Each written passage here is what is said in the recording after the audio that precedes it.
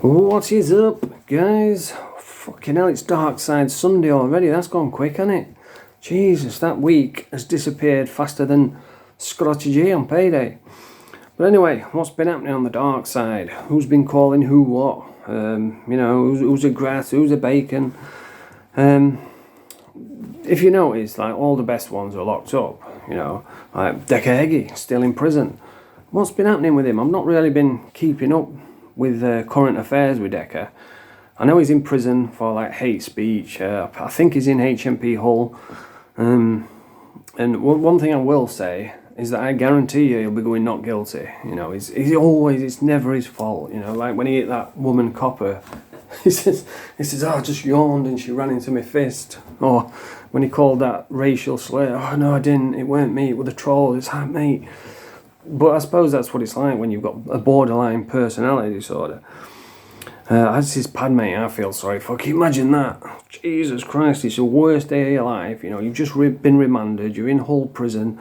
You finally get your head down, and then when you wake up, you turn around, the first thing you see is Decker's big fat head sat on toilet, nipping one out. It's like, Jesus Christ. It's a fucking big head like, how are you doing, guys? Fucking get him out of here. I don't want to be locked up with him. It's a fate worse than death. Brian Cockrell is still missing. I've got my own theories on why. I'm going to get into that. Scotty G, I reckon he's relapsed myself. And this is just my opinion. I'm not, in fact, I am an expert. And it's my expert opinion that he's relapsed. Because, like, the last 4 weeks or something, he hasn't said a word. He just pops up now and again and says, aye, or yeah. And then all of a sudden he's doing like 2-3 hour lives, and I reckon he's had some Valium. But yeah, that's Scotty G, the bloated sheriff. He's looking more and more like Emperor Palpatine as the days go by. Just Google Emperor Palpatine and tell me that that's not the swollen sheriff. Who else we got? JDP, he's leaving YouTube. Oh no. Anyway, so let's start with Brian. Now, whenever I'm in a bad mood, I just go and watch the Taxman documentary. It is absolutely hilarious. I don't know if that's what they were going for, but they achieved it. And you get to see Brian in all his glory, rolling around with his drain pipe tracky bottoms pulled up to his chin, with his steroid-filled, swollen cheeks. And the way he talks about being massive at the time, I was expecting to see like Ronnie Coleman or The Rock. But he just looks a bit bloated, that's all. And you'll see him walking around, and every now and again he'll go for some reason. And every time he does that, my brain goes blah, blah, blah. And he's got his crew, Vulture, and Terry Thicko. Yeah, when I see Terry, I just think Billy Casper from Kes. I'm sure he played Billy Casper in Kes, and now he's all grown up. But he's walking around and laying down the law, and apparently he was running for mayor. And they said to him, oh yeah, you're going to run for mayor? Well, what are you going to do? And he says, oh, well, I'll clean all these streets up. And he says, how? I said, I don't know, but I'll do something. Nice one, Brian, never thought of that one. Can you imagine him in the on telly in the House of Parliament and saying, oh, the good honourable Speaker, Mr. Cockrell, what are you going to do to make these streets safe? Oh, I don't know, but I'll do something. Never thought of that. Nice one, Brian. If anyone opposes him, I'll fucking break your jaw. I've got a theory, right? The reason why Brian's laid up now, why we're not seeing him anymore, is because he is not a normal person, He's actually a T-1000 been sent from the future to take down tinfoil. It makes sense. How can he punch someone, right? Every time he punches someone, he breaks the jaw, and he knows how many places he's broke it in. Because he's got X-ray vision, he's a T-1000. And how come he always knows the weight? Because he's calculating it, he's a robot. That's why he's not been around, he's laid up in a workshop, fusing all his wires together. And that's why he's always mentioning tinfoil, because he's Tom Connor, isn't he? Or John Connor, whatever he's called. And he must go on to lead the resistance, and Brian's trying to stop him. But, I love listening to his old podcasts, with like Sean Atwood, when he talks about all the 80s stereotypes. He's took them all in, and he says, oh yeah, the police class my hands as deadly weapons. They don't though, do they? Some of the comments are brilliant as well, on the taxman. I think my favourite one is when Alexander Graham Bell invented the telephone, he had 2 missed calls from Brian. Or well, Brian once uppercut a horse, and that's how giraffes were made. And there's one story where he tells, and how come he's only ever done 6 months in jail? If he's broke more jaws than cancer, if he's done all this stuff, made millions taxing and all it, he's only ever been in for 6 months for driving. And there's a good story where he said when he got to prison, he says, oh yeah, I went down to the gym and the bench press record were like 500 pounds or something. And he says, oh yeah, I walked in and did 600 pounds, 10 reps. And then right at the end he says, but I had flu that day. So, jeez, it writes itself. And there's the other story where he's in the back of the police van and they put him in a riot van, he kicked the hinges off the doors, jumped out, shouted, I'm Spartacus. And so they threw him in another prison van, he kicked the doors off that, broke everybody's jaw. Absolutely brilliant. And there's one where he's talking about his mortal enemy, tinfoil, saying, yeah, when I first met him, I didn't really trust him, so I only gave him 5 stories.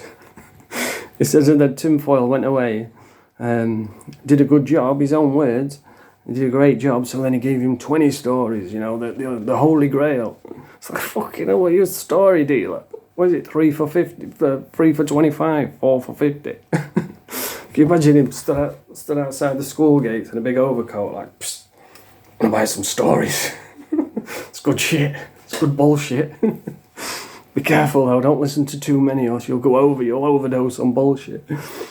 But listen, I like Brian, I love listening to his old podcasts. He always manages to spin it around back to him, he talks about Lee Duffy. I mean, I thought they'd like grown up together. He'd apparently already known him for like a week or something. And he always talks about Lee Duffy, and Atwood said to him, oh, Lee Duffy knocked out 7 bouncers, didn't he? And Brian, quick as a whip, spun it around, yeah, but I knocked out 8, and it's like, fucking hell. But listen, I love Brian, I love listening to the podcast, I love watching the Taxman, so, get well soon, Brian. Come back, we want to hear some more of your some more of your stories. But yeah, that's Brian. Who else we got? The swollen sheriff. He's always fucking ill, isn't he? Every day. He puts me off my cornflakes. He's got this strange ability where he can make anything look scruffy. And he just sits there. He's always ill, like coughing and sniffing. He's like a poor man's Decahegi. And then he's like, oh, you'll get one of these. Bosh. Mate, I'd give you like 2 angles, you'd be knackered. You'd be blowing out your ass. And even if you did bosh me, I'd just Black and Decker him. Black and Decker. Black and Decker. Yeah, he's still like gaining weight by the day. Who else is the JDP? JDP is leaving YouTube. Oh no, who's going to suck up to all the old gangsters now? Who's going to copy Dr. Rackpool's videos now? And he's always on about fighting someone, isn't he, JDP? He's the biggest pretender on it. And like, he's always like in a back and forth saying he's going to beat someone up, he's going to fight you, I'm a violent young man. Well, if you're that tough, if you're that violent, then let's look at the evidence, shall we? The first time I saw JDP, he was arguing back and forth with someone, was going to fight him. He's supposed to have had like 50 fights and he's had none. And he was going to fight him, he was going to beat him up, and well, nothing happened. It was, what was his name? MMA Philosophy or Philosophy MMA, something like that. And that's the first time I saw his chubby little sloth cat face. And then fast forward to now, like even as close as last week, he was arguing with someone, saying he's going to beat him up, back and forth, let's fight, and well, nothing happened. That seems to be like a running theme, doesn't it, with JDP? And even in between all this, he was talking about Video Craig, saying he's going to go down, I'm going to get you by your mohawk and dog walk you, might you apologise? And well, nothing happened. So, conclusion, you're not about that life. Stop it. Stop trying to act tough and tell everyone you're violent when the evidence doesn't support that. I mean, could you imagine growing up in the household of JDP, Oh, I'm about that life. I bet he's got 3 designer man bags. You know, catch him in the backyard letting off shots. Brat, brat, brat. The only problem is his handgun is literally a handgun. He's walking around the house. He's on that demon time. He wants all the smoke. You know, his mum is so hard. His mum wakes him up with a red hot steaming cup of tea in his face. He's walking around. Grandma wakes up like, "Morning, Jake. Love you." Jake looks around like, "Fuck you." I'm about that life. Dude, stop with this fucking nonsense. You're not a tough guy. You're not a fighter because you've proven that. So, why not just be yourself? You know, why don't you try being likable or relatable? You know, try being funny. You're called Banter JDP, aren't you? So do some banter. But anyway, he's leaving YouTube, so I suppose it don't matter. And that's pretty much it. Who else we got? Rack pulls. Even rack pulls getting a bit samey now. You know, I think he's probably one of the most funny ones out of all of it. But whenever I see rack pull, I just think to myself, it's Darren G without his hat on. That's what he looks like to me. But he is funny. You know, he is one of the funnier ones. Paddy Conroy. I tell you what, he is a psychopath. I can see it in his eye. He can flip on a dime. You know, you'll be like, and the cops went to his farm, and he was acting surprised. It's like, mate, you're bullying people on camera. You know, and I'm not saying that he is bullying someone, or that Scrotty G is getting bullied. But that's what it looks like to the average person, you know, like if one of his key workers sees it, he's going to think, oh, he's taking advantage of Scrotty. You know, they don't know.